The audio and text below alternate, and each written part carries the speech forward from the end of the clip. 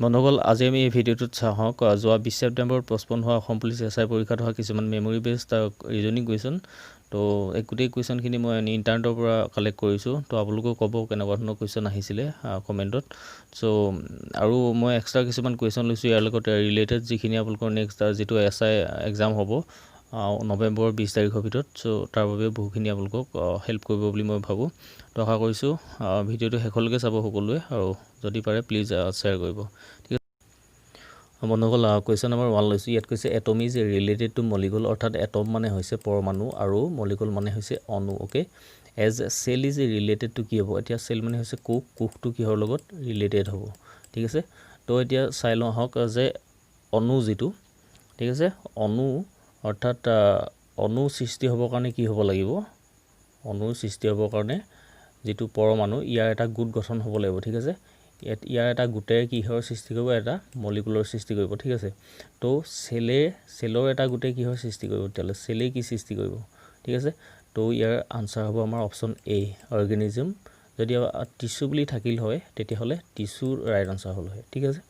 তো অপচন এ হৈছে আমাৰ ৰাইট আনসাৰ তো নেক্সট ইয়াৰ লগত ৰিলেটেড আৰু এটা কুৱেশ্যন চাই লওঁ হক এতিয়া হ'ল কুৱেশ্যন নম্বৰ 2 লৈছোঁ এটো মই ৰিলেটেড কুৱেশ্যন লৈছোঁ ইয়াত কৈছে flower is related two petal ঠিক আছে অৰ্থাৎ ফুলটো কিহৰ লগত ৰিলেটেড কৈছে পেটাল মানে ইয়াৰ অৰ্থ হৈছে পাহি ঠিক আছে পাহি ফুলৰ পাহি যিটো পাহি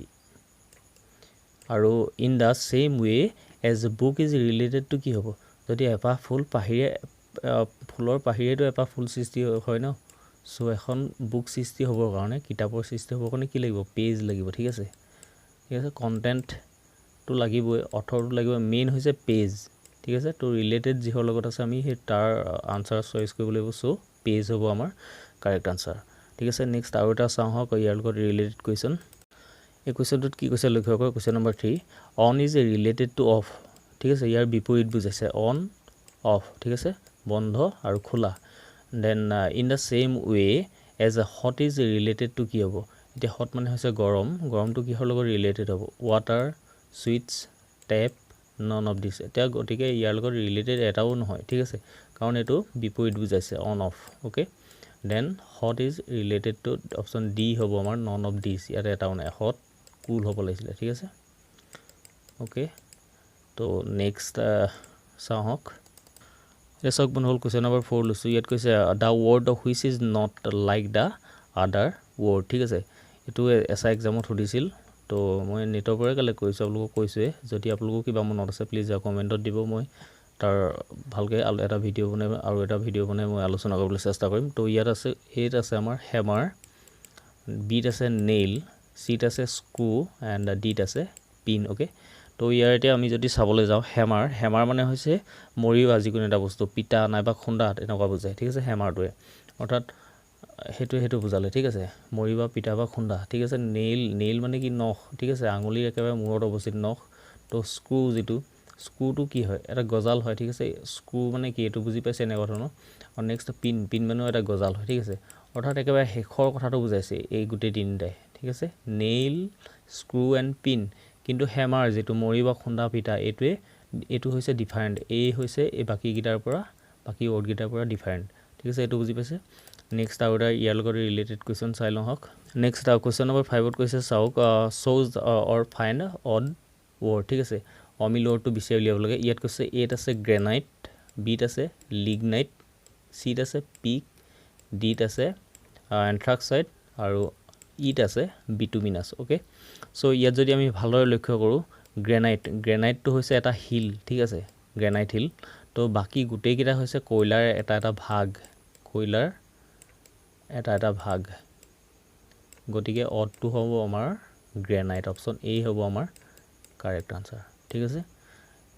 এটো বুজি পাইছে নিশ্চয় নেক্সট আৰু এটা কোৱেশ্যন চাইছো কোৱেশ্যন নম্বৰ 6 এটো মই স্যাম্পল কোৱেশ্যন লৈছো ইয়াত কৈ সোজ অৰ ফাইন্ড অড ওয়ান ইয়াতো আপোনাৰ অডটো ক'ব লাগে ঠিক আছে ইয়াত এতিয়া যদি আমি অডটো বিচাৰিব যাও ইয়াত এত আছে বাবুন বিট আছে গিবন সিট আছে চিম্পাঞ্জি ডিট আছে গৰিলা ইট আছে জাগুৱাৰ ঠিক আছে এতিয়া ইয়াত যদি আমি ভালদৰে লক্ষ্য কৰো যেটো জাগুৱাৰ দেখা পাইছে এটো হৈছে এটা মেকুৰী ঠিক আছে মেকুৰী প্ৰজাতি মেকুৰী প্ৰজাতি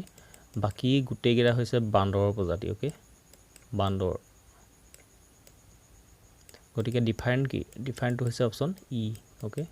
ই হ'ব আমাৰ কাৰেক্ট আনসাৰ ঠিক আছে এটো বুজি পাইছে নিশ্চয় তো এইবিলাক স্যাম্পল কোৱেশ্চন আপোনালোকে ভালদৰে চাব এনেকুৱা কিছুমান কোৱেশ্চন আহিব so next question number 7 shows or find odd word এটো আপোনালোকে নিজে কৰিব মই দি দিছো তো ইয়াত আছে সাহাৰা বিট আছে থাৰ সিট আছে গোবি ডিট আছে সুন্দৰবন এন্ড ইট আছে কালাহাৰি ওকে এই কোৱেশ্চনটো আনসাৰটো দিব আৰু কৰিব নেক্সট কোৱেশ্চন নম্বৰ 8 ত আহিছো 8 ত এটো আপোনালোকে নিজে কৰিব shows or find একেটাই আছে odd to বিচাৰি উলিয়াব লাগে ঠিক আছে নেক্সট 9 নম্বৰত আহিছো এই কোৱেশ্চনটো আহিছিল এসা এক্সামত তো 9 নম্বৰ কোৱেশ্চনটোত কৈছে find a word which is necessary part of guitar okay guitar যেটো মোস্ট ইম্পৰ্টেন্ট হয় নেসেসারি পার্ট হয় তো হেতু কি হয় হেতু সুধিছে আমাক এট আছে ব্যান্ড বিট আছে টিচাৰ সিট আছে সং এন্ড ডিট আছে স্ট্ৰিং ঠিক আছে এখন গিটাৰ বাজিবৰ কাৰণে কি প্ৰয়োজন এডাল স্ট্ৰিংৰ প্ৰয়োজন ঠিক আছে কি স্ট্ৰিং নে কি নাজানো তাৰ নিচিনা থাকে যে মই ভালদৰে নাজানো গিটাৰ কথা সো এটুক স্ট্ৰিং বুলি কয় ঠিক আছে গতিকে স্ট্ৰিং যদি নাথাকে এই যদি তাঁৰডাল নাথাকে তেতিয়া হলে গিটাৰখন বাজিব জানো নাবাজিব না সো কি হ'ব জেনেৰে আমাৰ মানুহৰ হাৰ্টটো হৃদপিণ্ডটো যেতিয়া নাথাকে তেতিয়া হলে কি হ'ব যদি নাথাকে হৃদপিণ্ডটো তেতিয়া হলে মানুহটো কোনো অৰ্থই নোহোৱা হ'ব সো ইয়াৰ যদি স্ট্ৰিংডাল নাথাকে তেতিয়া কোনো গিটাৰখন অৰ্থ নাই সো এটোৱে হৈছে নেসেসাৰি পাৰ্ট ঠিক আছে সো ব্যান্ড এটা ব্যান্ড হ'বলৈ হলে কি ব্যান্ডটা নহলেও হৈ যাব গিটাৰ ঠিক আছে তো টিচাৰ এতিয়া শিক্ষকজন নহলেওতো গিটাৰখন টিংটিঙাব পাৰিব ন এনি টিংটিঙাই থাকিব পাৰিব লাইক মি সো এটা সং এটা গান গাবৰ কাৰণে কি হ'ব গিটাৰখন নহলেও মানে গানটা সৃষ্টি কৰিবলৈ গিটাৰখন নহলেও হৈ যাব ঠিক আছে অৰ্থাৎ মানে কি গিটাৰখন নহলেও নহয় একচুয়ালি মানে গিটাৰখন আপুনি সিঙ্গলকে বজাব পাৰে ঠিক আছে এটাত গান নাগালো হয় এনে বজাব পাৰে সো মেইন থিং হৈছে তাৰ স্ট্ৰিংটো ওকে অপচন ডি হৈছে আমাৰ কাৰেক্ট আনসাৰ কোৱেশ্চন নম্বৰ 10 ইয়াত এটো মই স্যাম্পল কোৱেশ্চন লৈছো shows the word that is necessary part of the underline word harvest okay very important হয় এটো চাব এনেকুৱা আহিব কোৱেশ্চন তো হাৰভেস্ট মানে কি হয় ঠিক আছে হাৰভেস্ট মানে হৈছে শস্য চপোৱা সময় বা যেটো কটা সময় হেতু হাৰভেস্ট বুলি কোৱা হয় ঠিক আছে এতিয়া অপচনত আমাক কি দি আছে আটুম ঠিক আছে এটো হৈছে এটা সিজন ওকে এটো হৈছে এটা সিজন আৰু বি যেটো আমি শস্য চপাইবলহেন যত থওঁ ঠিক আছে ষ্টক পাইল অৰ্থাৎ আমি ভৰাল বুলি ক'ব পাৰো আমি শস্য চপাই যত থওঁ সিট আছে ট্ৰেক্টৰ ওকে ট্ৰেক্টৰ মানে কি বুজি পাইছে ডি মানে হৈছে ডিট আছে ক্ৰপ মানে হৈছে শস্য গতিকে আমাক এতিয়া হাৰভেস্ট অৰ্থাৎ হাৰভেস্ট মানে হৈছে শস্য কটা বা চপোৱাৰ সময় তো সেই সময়টো পাব কাৰণে আমি কি কৰিব লাগিব শস্যটোটো কৰিব লাগিব না ক্ৰপ অৰ্থাৎ ক্ৰপটোটো কৰিব লাগিব সো তেতিয়াহে আমি কি কৰিব পাৰিম কাটিব পাৰিম সময়মতে সো বাকি কেইটাটো বাদেই দিয়ক আপোনাৰ সিজনটো বাদ দিয়ক শস্যটো ষ্টক কৰাটো বাদ দিয়ক ট্ৰেক্টৰ নহলেও আমাৰ হৈ যাব কিন্তু ক্ৰপটোটো লাগিবই না ক্ৰপটো হলে সেই সময়টো আপোনালোকে পাব যে শস্য কাটিবলৈ বা চপাবলৈ সেই সময়খিনি পাবগে সো ক্ৰপ হ'ব আমাৰ right answer option D okay আশা কৰিছো তো বুজি পাইছে নেক্সট কোৱেশ্চন 11 এটো আপোনালোকৰ কাৰণ দিলু ইয়াতো কৈছে shows the word that is necessary part of the underline word desert ঠিক আছে desert মানে কি গম পায় আপোনালোকে তো অপচন 8 আছে আমাৰ cactus বিট আছে reed seed আছে oasis তো ডিট আছে flat তো ইয়াৰ কোনটো কাৰেক্ট হ'ব ক'ব আপোনালোকে কমেন্টত ইম্পৰ্টেন্ট হয় সো এটো কোৱেশ্চন আপোনালোকৰ কাৰণে next question 12 নম্বৰ এটো আপোনালোকৰ কাৰণে shows the word that is necessary part of the underlined word book ঠিক আছে বুকৰ কোনটো necessary part হয় এটো আছে অপচনত 8 আছে fiction বিট আছে page sheet আছে picture ডিট আছে learning ওকে সো এটো কোৱেশ্চনৰ আনসাৰটো দিব আপোনালোকে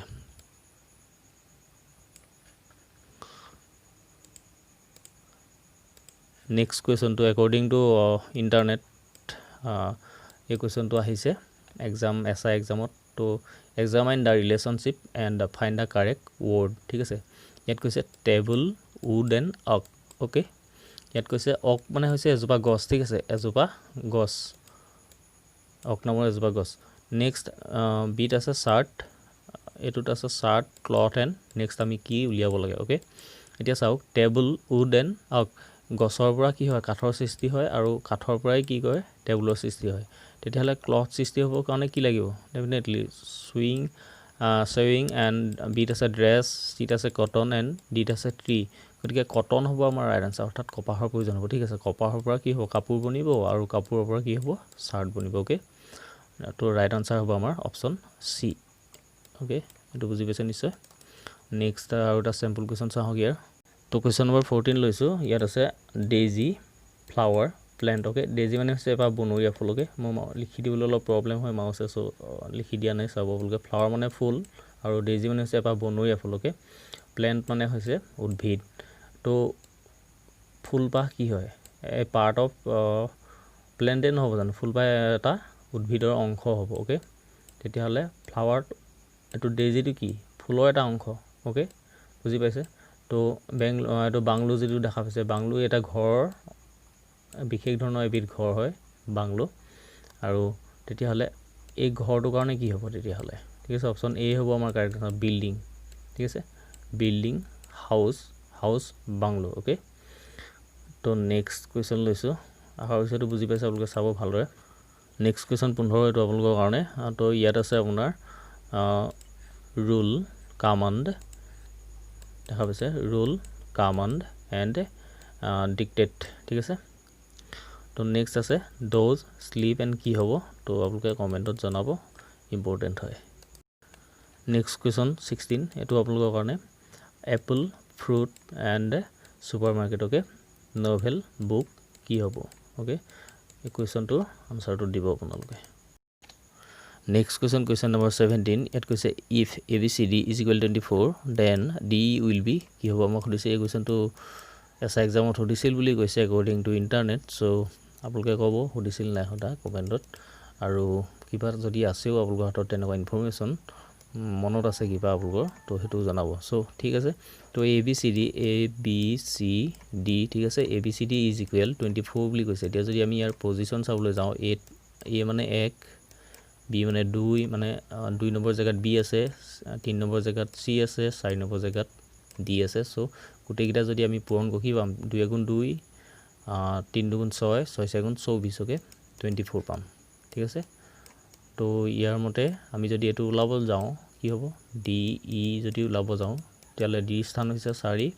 আৰু ই স্থান হৈছে 5 গতিকে 5 4 গুণ 20 ঠিক আছে 20 হৈছে আমাৰ correct answer option D okay তো এইটো বুজি পাইছে নেক্সট নিশ্চয় তো নেক্সট কুৱেশ্যনত আহিছোঁ নেক্সট কুৱেশ্যন নম্বৰ 18 ইয়াত কৈছে আইডেণ্টিফাই দ্য ৰং term in the given series তলত আমাক চিৰিজ দিয়া আছে তো তাৰ ৰং টাৰ্ম কোনটো আমি ক'ব লাগে ঠিক আছে এইটো চেম্পল কুৱেশ্যন আপোনালোকৰ কাৰণে তো ইম্পৰ্টেণ্ট হয় এনেকুৱা আহে কুৱেশ্যন ঠিক আছে প্ৰথমতে কি আছে চাওক ABC আছে ঠিক আছে ABC নেক্সট টাৰ্মটোত আছে BCD অৰ্থাৎ ইয়াৰ পৰা ষ্টাৰ্ট হৈছে অ'কে BCD ঠিক আছে নেক্সট টাৰ্মটো চাওক CDE আছে CDE অ'কে নেক্সট টাৰ্মটোত চাওক DEF আছে DEF অ'কে নেক্সট টাৰ্মটোত কি হ'ব লাগিছিলে তেতিয়াহ'লে EG আছে ইয়াত হ'ব লাগিছিলে EF হ'ব লাগিছিলে EF আছে কি FEG আছে অ'কে FEG গতিকে আমাৰ ৰং হ'ব কোনটো FEG অপশ্যন এ হ'ব আমাৰ কাৰেক্ট আনচাৰ এইটোৱে হৈছে ভুল FEG অ'কে এইটো হৈছে ভুল তো এইকেইটা আছিল বন্ধুসকল মই নেক্সট আৰু এটা ভিডিঅ' বনাম আৰু কেইটামান কুৱেশ্যন আছে তো ৰিজনিঙৰ এনেকুৱা ধৰণৰ কুৱেশ্যনবোৰ ইজি হয় বহুত কিন্তু মষ্ট ইম্পৰ্টেণ্টটো হয় চ' আপোনালোকৰ হাতত যদি কিবা এনেকুৱা ধৰণৰ আছে মেমৰি বেছড কিবা কুৱেশ্যন তো কমেণ্টত দিব প্লিজ আৰু ঠিক আছে ইমান সময় চোৱাৰ কাৰণে বহুত বহুত ধন্যবাদ থেংকছ ফৰ ৱাচিং আৰু যদি ভিডিঅ'টো ভাল লাগিছে প্লিজ শ্বেয়াৰ কৰিব লাইক কৰিব কমেণ্ট কৰিব আৰু যিসকল নতুন প্লিজ মোৰ চেনেলটো ছাবস্ক্ৰাইব কৰিব নাপাহৰিব বা যিসকলে এতিয়াও মোৰ চেনেলটো ছাবস্ক্ৰাইব কৰা নাই প্লিজ ছাবস্ক্ৰাইব কৰি দিব তো থেংকছ ফৰ ৱাচিং